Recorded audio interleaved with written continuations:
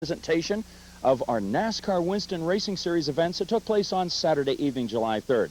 We'll have feature race highlights in the next 30 minutes of the Giant Auto Parts Pure Later Late Models, AC Delco Pro Stocks, Steel Street Stocks, and Integra Bank Pure Stocks.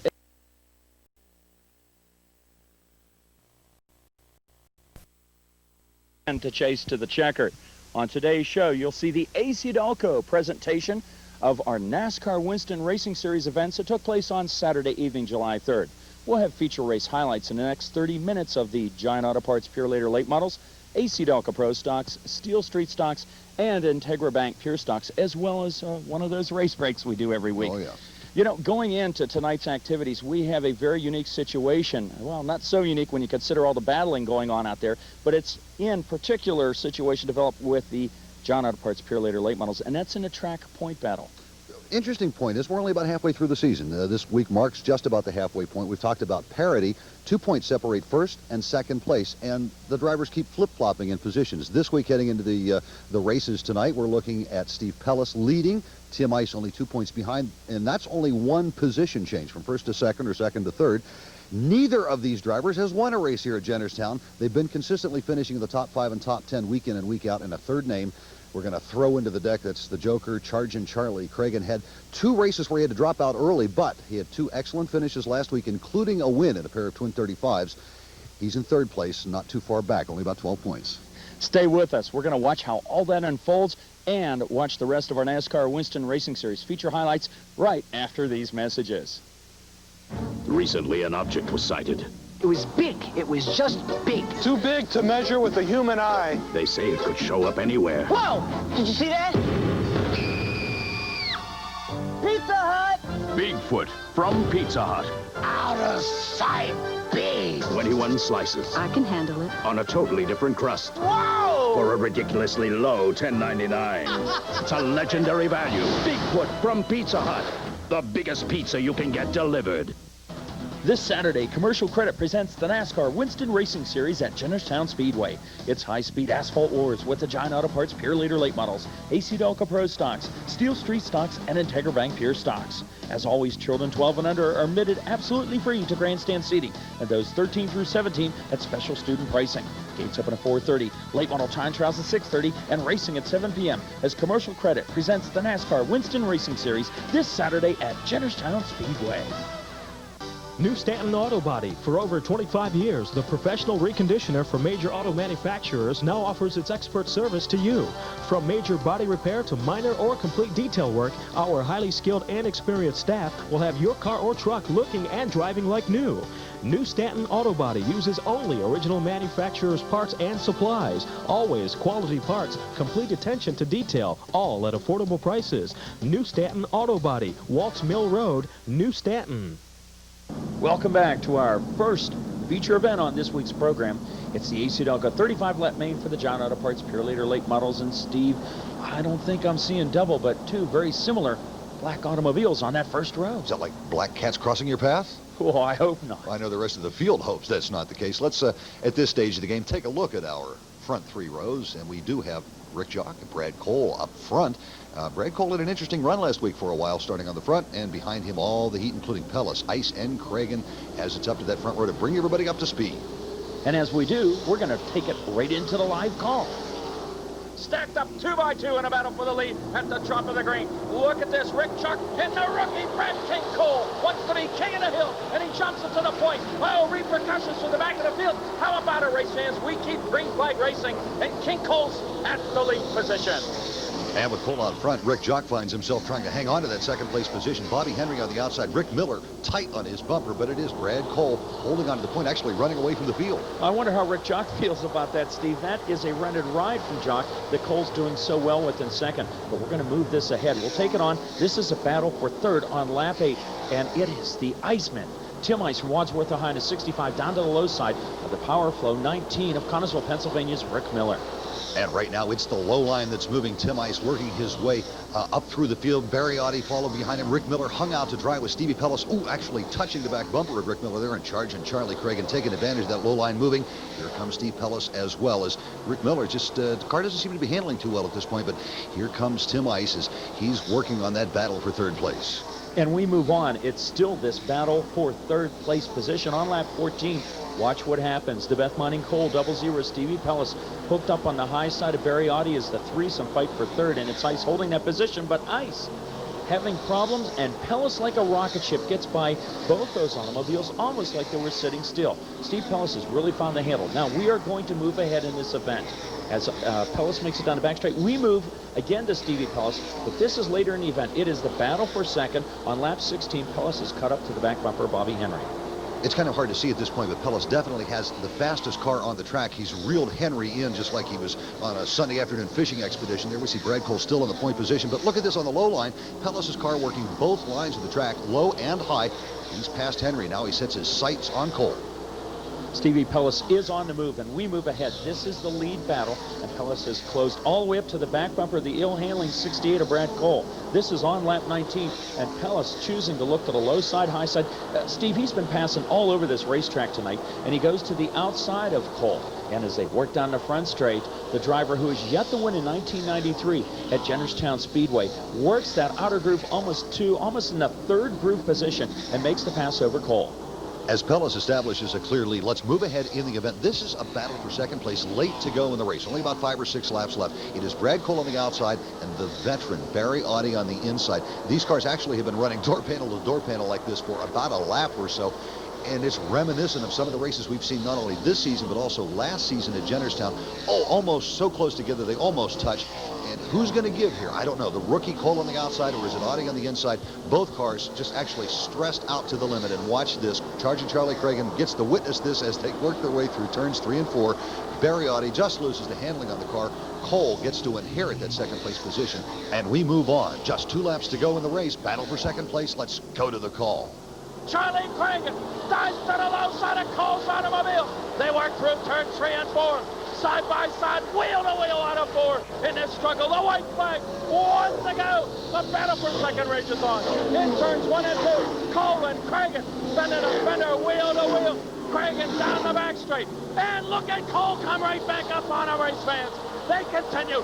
Stevie Pellis will come around and pick up the checker. The battle for Pellis wins it. Here's the battle for second, and Cragen gets it. A great confidence builder for the driver from Glen Campbell, Pennsylvania, Stevie Pellis, and now he's only 1 point ahead of Tim Ice in track points as we look over the top 5. And an excellent finish for Brad Cole, the rookie. A third place finish, actually his career best in the late model division. Hey, Mike, what's in a name? Look, what kind of question is that? Well, now here, Vowels, let's take a race break and find out.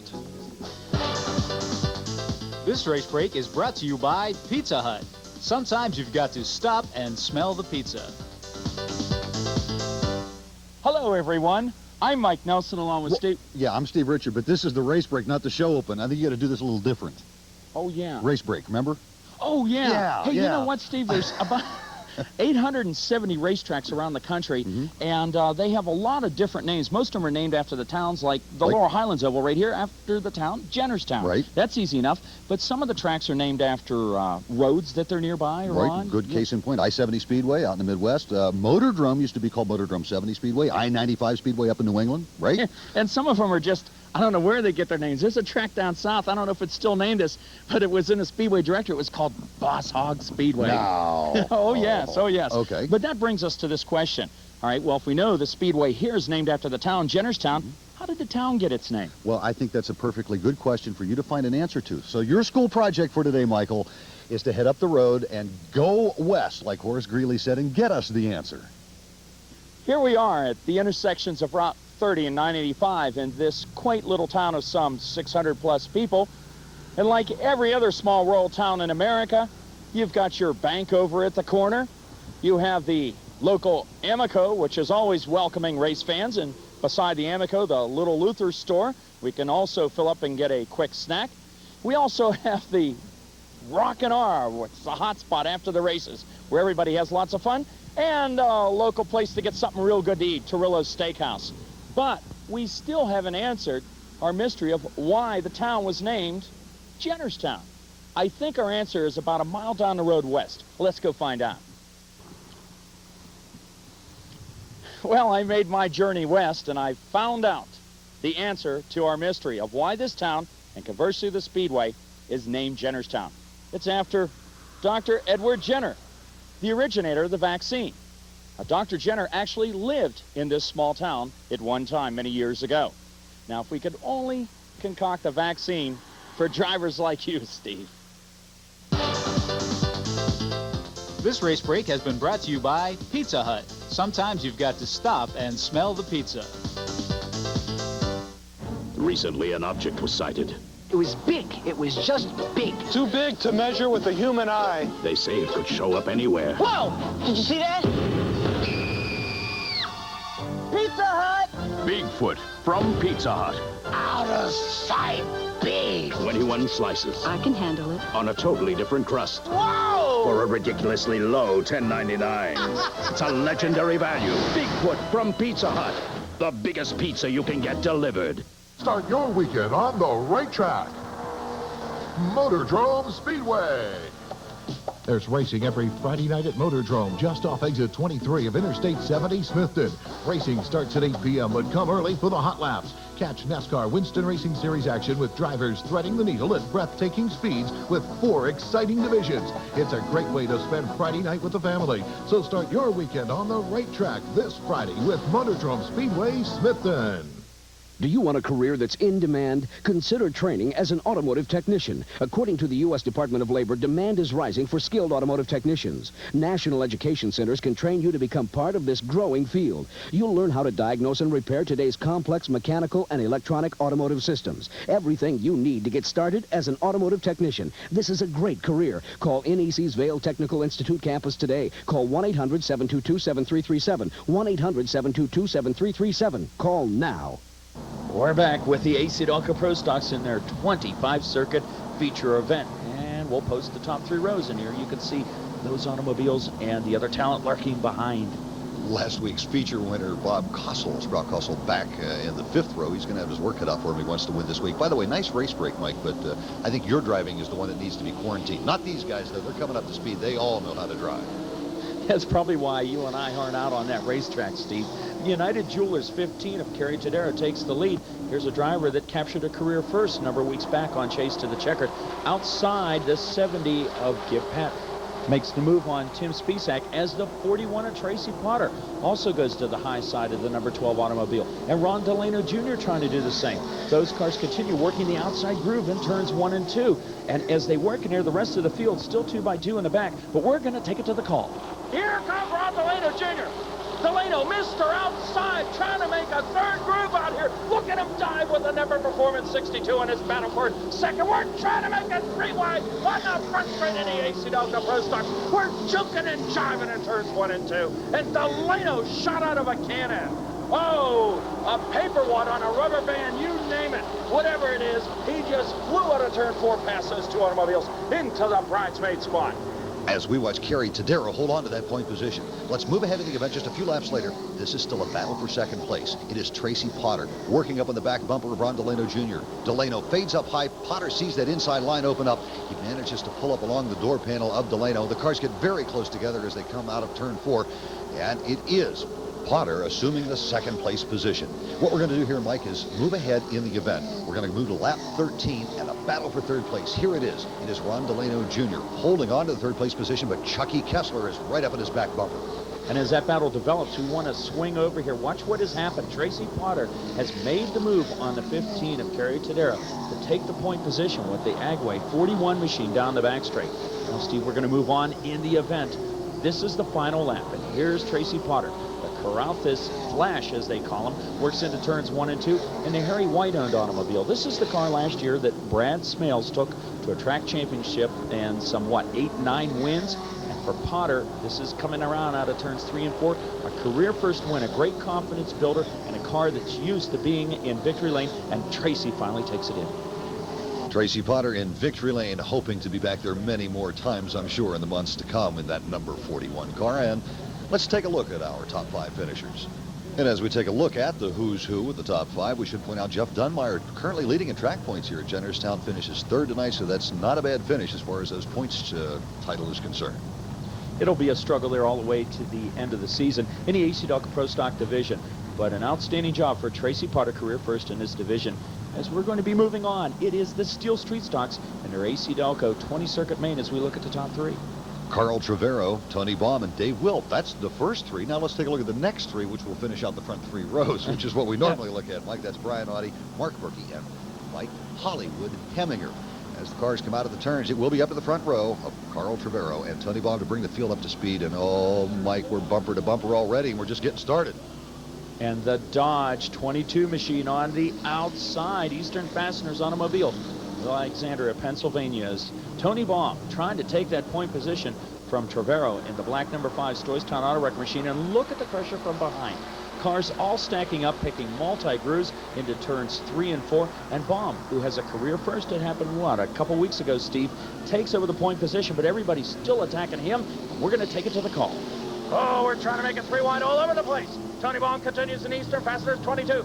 Audie to the outside with a 75, tries to make the move. The 5 and Trevero down the low side. Here comes Audie on the outside. The right side position spot. He's going to try to challenge for the lead. Mike Hollywood Heminger wants to be in the big picture show. The 3 and Dave Wolf down there. In a 30, Jack Strosky. In a 15, Sean the Bullet Beam. In a 73, Mark Berkey. Oh my goodness, look at him stacked up. Talladega, eat your heart out as we go into turns 1 and 2. Baum continues with the Chrysler product. Says Mopar is back. On the back straightaway, Trevero has problems. The outside row begins to move. Body works to the outside with the 72 of Mike Heminger. Heminger wipes off those thick black frames and gets a bird's eye view of the back chrome fender-dented bumper of the 75 of Audie. I don't know why you want to single out Audie's fender-dented body, because most of these cars have battle scars from week in and week out. And speaking of battle scars, check out what happens on the back straight. Watch for the sparks. There they are on the loose tire. It is Larry Lee Heminger. Something happened. The tire pops off. And Larry does his spark surfing number down the back straight and heading into turn 3. And he keeps it up on the high side of the track and allows all the other cars to get by him. And from this stage of the game, we're going to pick the action up. This is after the restart, following that incident with Larry Heminger. And we still find Tony Baum on the point position with Brian Audie on the outside. But a new car has entered this picture. It's the number 30 of Jack Satoski. Mike Heminger slipped back to the 4th position. And it is Audie and Satoski pressuring Baum for that point position. You know, one of these days we're going to figure out where Jack's residence is. We always called him Hooversville's favorite son, but he's actually from Stoystown. And Stoystown, speaking about that, the one of the cars out there, the 75 Audi, Stoystown Auto Wreckers and Rose Lumber sponsors machine, he continues fighting with Satoski's Keyway Supply 30, trying to make that outside groove work. Audie's had a lot of problems at the Laurel Highlands Oval in the last couple of weeks. The car being banged up one way or another, often a victim of circumstance as we work down the front straight.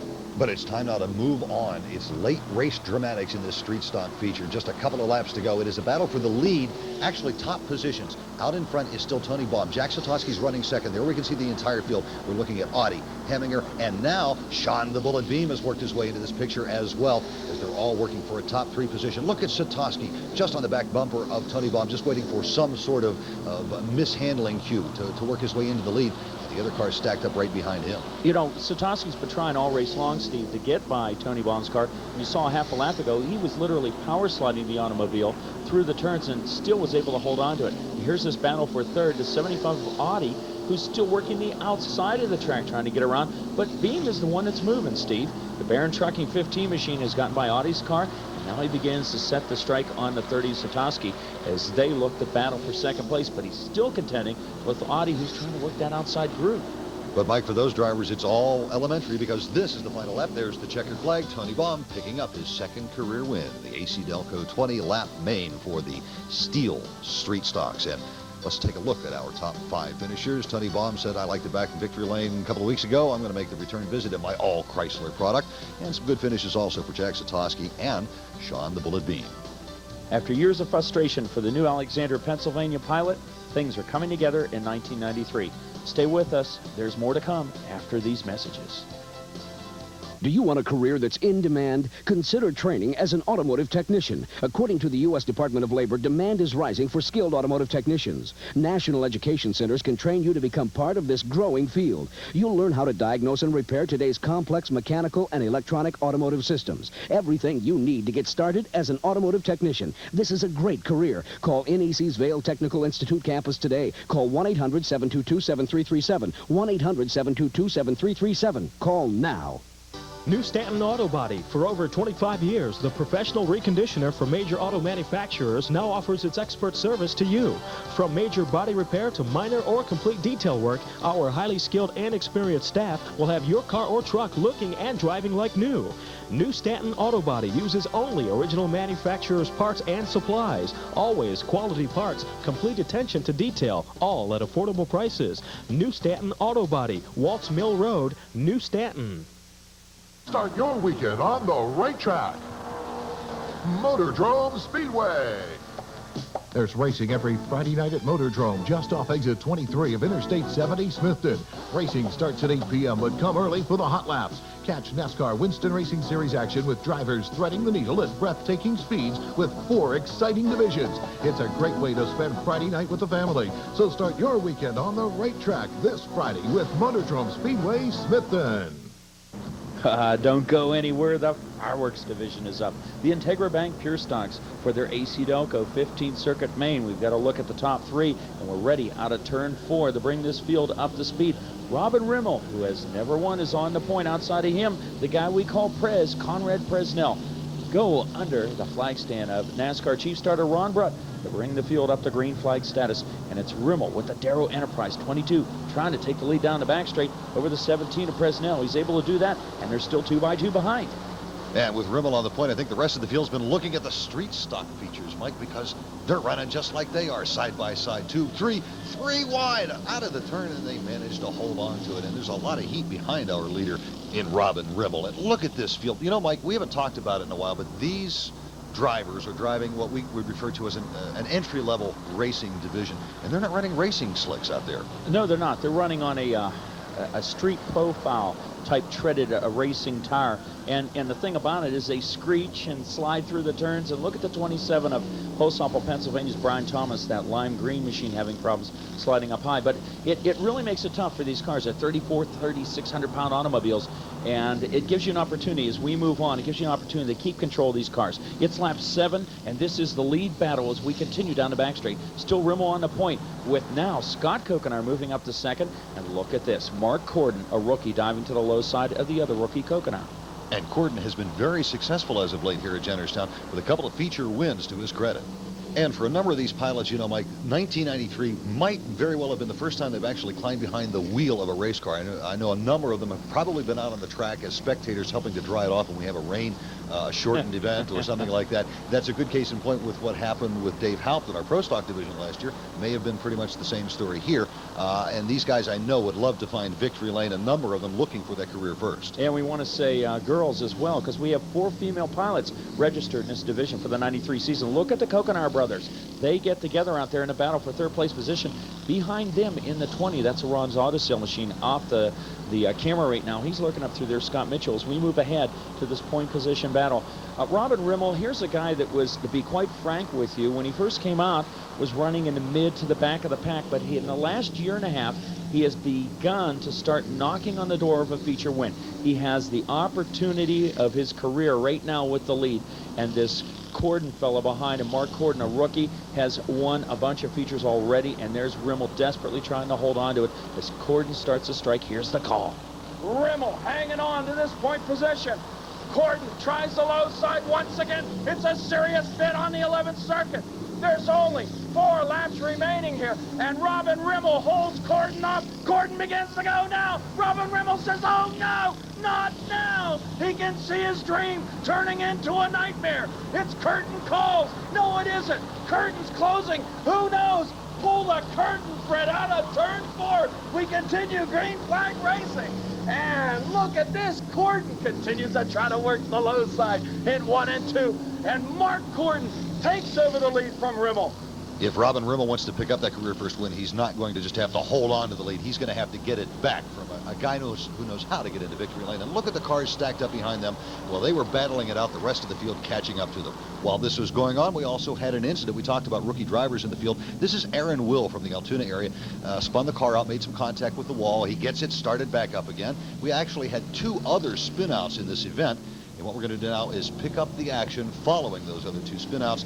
And we now have only 2 laps remaining in this event. We're looking at Mark Corden still on the point position. Robin Rimmel, as I mentioned, trying to play catch-up. He's going to have to do a lot of catching up because he's a couple of car lengths back. We're also looking at an excellent battle for 4th place. Dave Brunel on the low line. Scott Mitchell on the outside, holding up the RPMs. Both of them, well, just pressed up to the back bumper of Scott Mitchell. But as the cars come around, taking the white flag for the final lap, heading into the turns, let's take it to the live call. Scott Mitchell on the outside of the fly side. Peter Brunel. Robin Rimmel loses the automobile of it. He gets into the marbles. Oh, look at this battle for 2nd place position. We're trying to make it 3 wide. The win will go to Corden. But look at this battle for 2nd. Out of turn 4. Down the front straightaway. Corden wins the battle for 2nd. And it's Rimmel. Well, the guess was right, but the position wrong, Steve. As we see Mark Corden in victory lane, this, in fact, was not our winner. To the best of our knowledge, a protest was put up as we look at the adjusted top 5, and Corden's car did not pass post-race inspection. So the win, in fact, does go to Robin Rimmel. Career first for him. We'll get a chance to see just how close that is. He didn't know it at the time, but if you check out how closely he just finished in 2nd, actually what turned out to be the win, just ahead of Scott Kokenauer. We'll be back with some final words of wisdom right after this. Crashes,